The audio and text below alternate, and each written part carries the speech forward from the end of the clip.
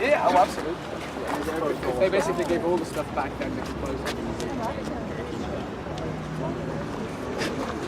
Yeah, absolutely. Well, I mean, there was.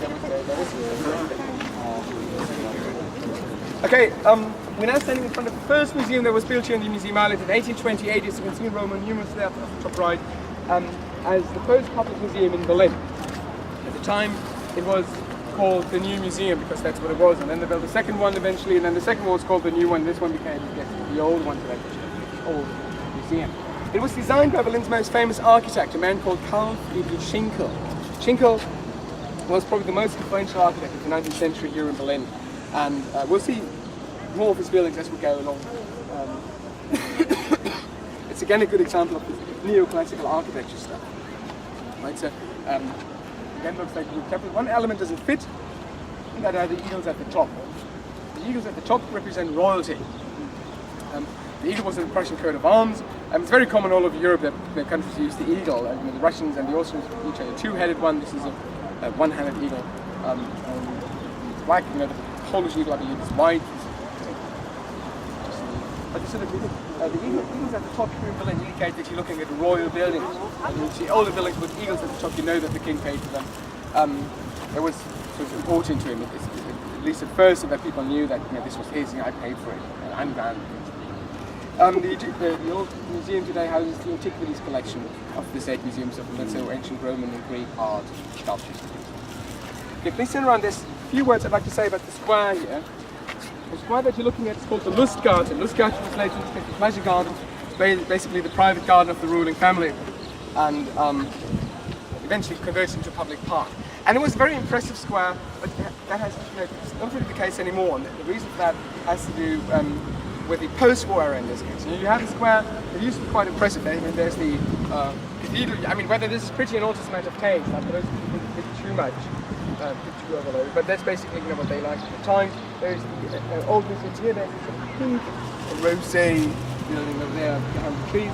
So you can kind of assume there's something moved in on the other side where you now have just an empty lot. And there used to be something there. This was the site of the Imperial Palace, which had survived the war, had no damage, but basically just now. And then the leader of East Germany, called Walter Ulbricht, decided that for him this was too much a symbol of Prussian imperialism, so it was blown up in 1950. This was relatively common. The East Germans especially were very keen on altering the outlook of the city. That's why to change the historical way of the city. They don't like the history, but change it significantly. But then they had a parking lot there for about 30 years, which wasn't all that attractive. The parking lots tended not to be. Then they decided to build something instead. They built the East German parliamentary building known as the Palace of the Republic.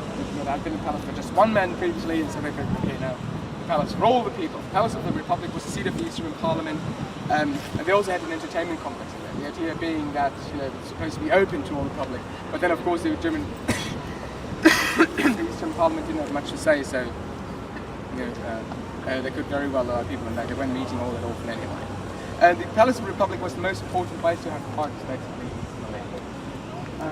After the reunification, it turned out that the building was heavily contaminated with asbestos.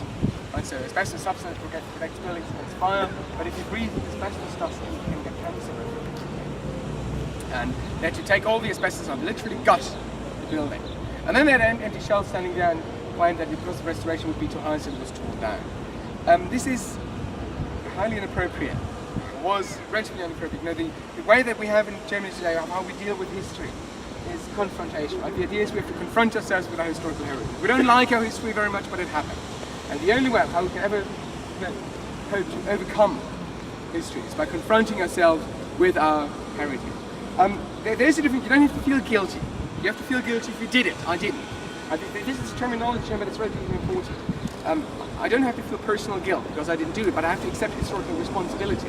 So as a people, we have to accept that the Nazi heritage, especially this is what it's most about, that the Nazi heritage was part of a history and is part of our cultural baggage, and we somehow have to deal with it, and we're doing one of the things in front of us.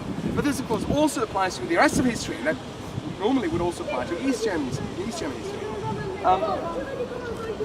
And you can see that tearing this down was, well, not necessarily victim's mentality, but it was had something. Yeah, it was a bit strange. It was not really appropriate because they claimed that it was for financial reasons, but they do have plans for the side. They want to rebuild the imperial palace, rather build a modern building and give it the facade of the original. And it turns out that they didn't have money to restore the old East German parliament, but they found 552 million euros somewhere to rebuild the imperial one. Politics and